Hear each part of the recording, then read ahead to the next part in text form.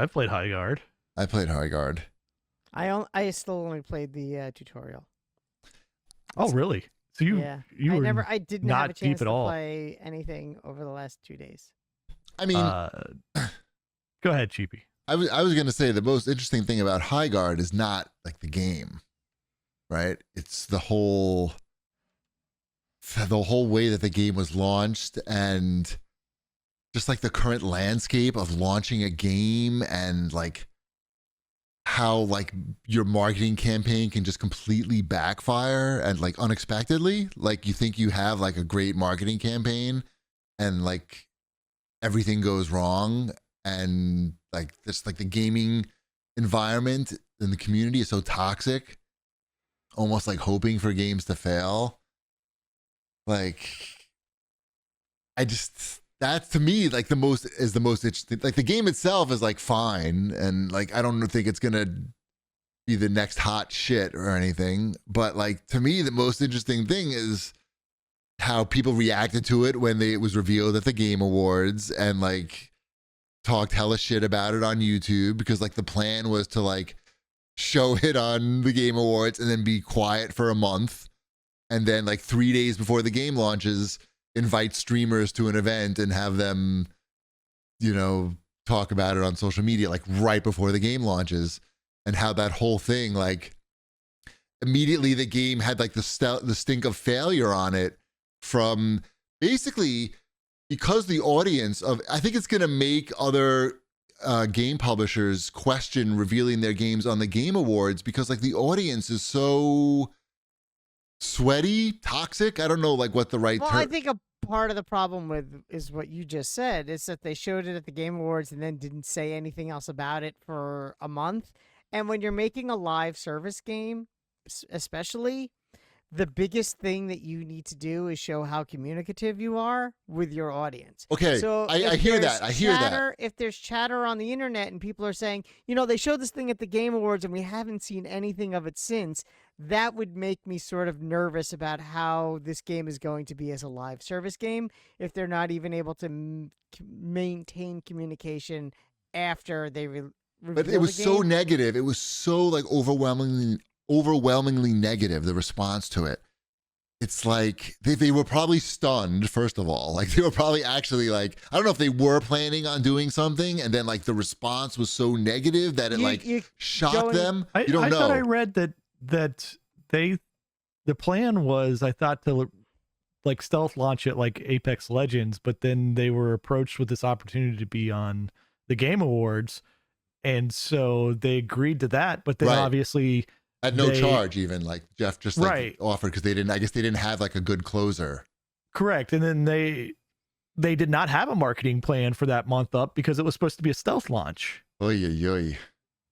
So they're kind of like caught off guard there. See, right? I didn't even think of it that way. Caught off high guard. Yeah. So, okay. So this really, I didn't really think of it that way. I didn't know that. And that really explains why Jeff came to its like rescue after the fact, talking about how much he really liked the game, because he like talked these guys into launching the game, basically, which was against their plan, on his show. Obviously it backfired terribly, and now he must feel like a little responsible for it. I mean, I fucking would if I was him and I was, you know, in the same shoes. And like, that's bad. That's really bad.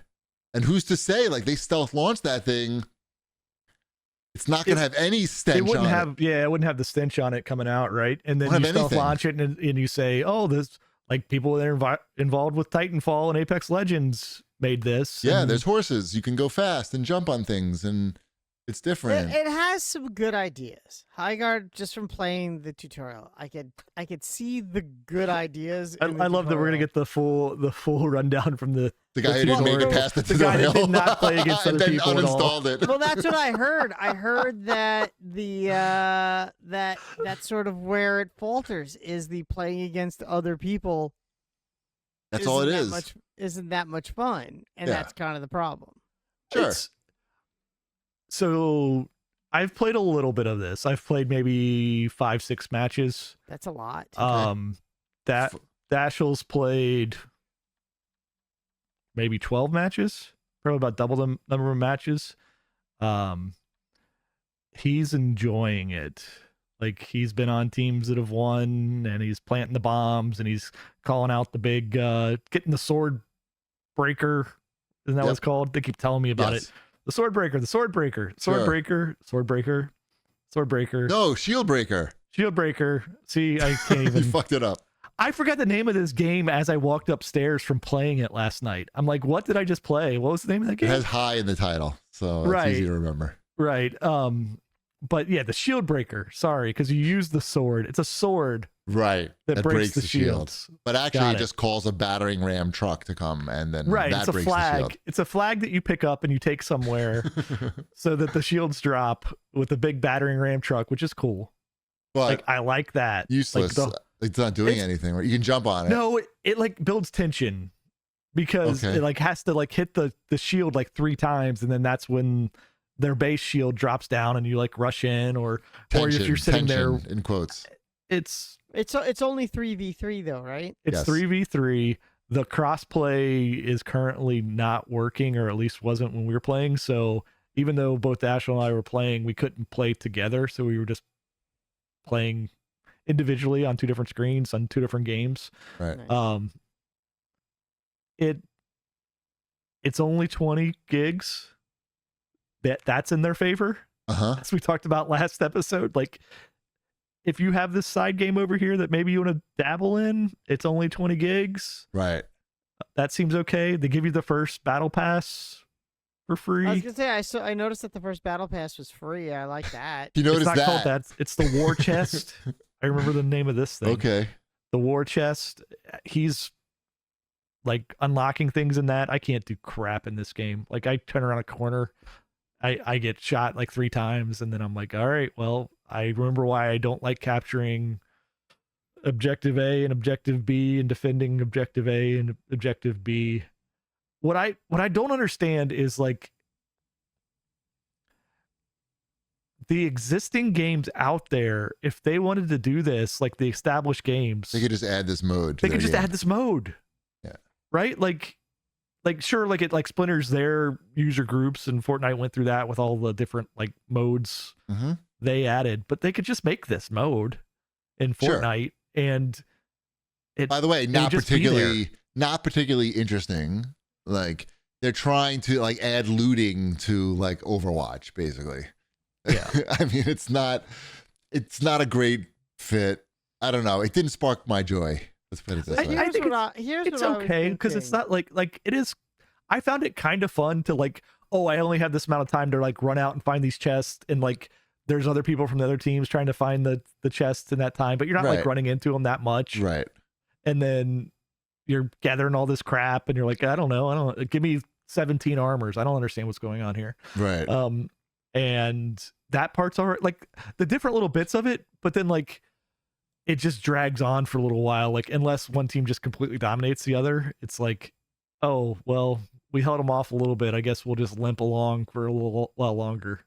I played a match. It was 16 minutes, and it seemed like it was longer. That's a long. Like, I liked the match when it was like, it's got to be like under 10 minutes. Like, make me lose or make me win. In that 10 minutes. We don't need to be going to overtimes. We don't need to be like really like stretching this thing out. So here's what was my thought from what I've seen and the very little that I played. Would this game benefit if instead of being a PvP, it was a PvE, and you were trying to essentially raid a castle, but instead of there being like 3 real people, it was like, I don't know, 50 computer controlled that obviously that take a lot less shots than a person would take. So you get like more use out of trying to find new guns, or riding your bear, or breaking down more walls. Just kind of change the pace up a little bit. Like you said, in this game, you turn a corner, there's someone there, he shoots you 3 times, and there goes that. I'm playing it wrong. Like, I would say I am playing it wrong, because at least maybe I'm choosing the wrong character or something, because I'm a rush in and like I want to shoot stuff. Like, I want to play Halo style shooting, right?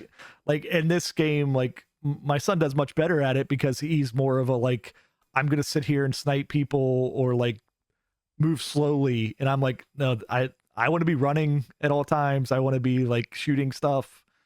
Yeah.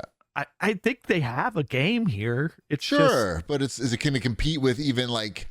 Can it even compete with Overwatch at this point? Well, it's a question of Or can Apex, it definitely can can't. it do well enough to survive? That's all it needs No, to do. I say it just no. needs to do well enough to survive. From my brief time with it, it doesn't seem like it's doing anything particularly exciting or different than what else is going on there. That's already available. That already has a big audience and more established, and has like just a lot more going on. There's just not much in the package. Yeah. It's a limited package. And I play too much Helldivers anyway.